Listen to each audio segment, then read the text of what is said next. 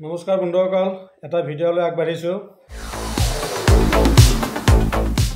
দেখা গৈ আছে আমাৰ ফেচবুকত প্ৰফাইলৰ মানে সাইডত এটা ৰঙা ফুট হৈ আছে। ৰঙা এটা সৰু ফুট এটা বিন্দু এটা হৈ আছে। এইটো চাওক, এটা ৰঙা বিন্দু এটা হৈ আছে। তো বহুতে কমেণ্ট কৰি আছে যে এইটো কিহৰ কাৰণে, আৰু আপোনাৰ তাৰে ৰিপ্লাই বহুতে দি আছে যে এইটো যে আপোনাৰ প্ৰফাইলটোত কিবা ইছ্যু লাগিছে, ইছ্যু লগাৰ কাৰণে এই ৰঙা ফুটটো আহিছে, আপোনাৰ প্ৰফাইল বা পেজটো বন্ধ হৈ যাব পাৰে। কিন্তু এইটো সম্পূৰ্ণ মিছা কথা, এইটো নহয়। এই প্ৰফাইলটোত তাৰমানে নিজৰ প্ৰফাইল বা পেজটোৰ লগত আৰু এটা পেজ বা প্ৰফাইল যদি লিংক হৈ আছে, তাৰে নটিফিকেশ্যন আহিছে। নটিফিকেশ্যন অহাৰ কাৰণে এই ৰঙা বিন্দুটো হৈ আছে।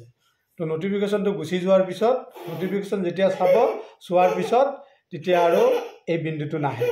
গতিকে আপোনালোকক এটা কথা কৈছোঁ যে মানে অযথা চিন্তা কৰি লাভ নাই। এই প্ৰফাইল বা পেজটো আপোনাৰ বহুতে কৈ আছে, কোনোবা কৈ আছে যে ডিলিট হৈ যাব, তাৰ পৰা আৰ্নিং কৰিব নোৱাৰিব। এইটো মিছা কথা।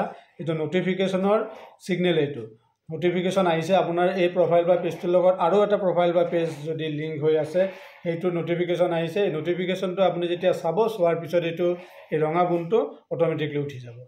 তো এইটোলৈ কোনো চিন্তা কৰিবলগীয়া কাৰণ নাই। নমস্কাৰ।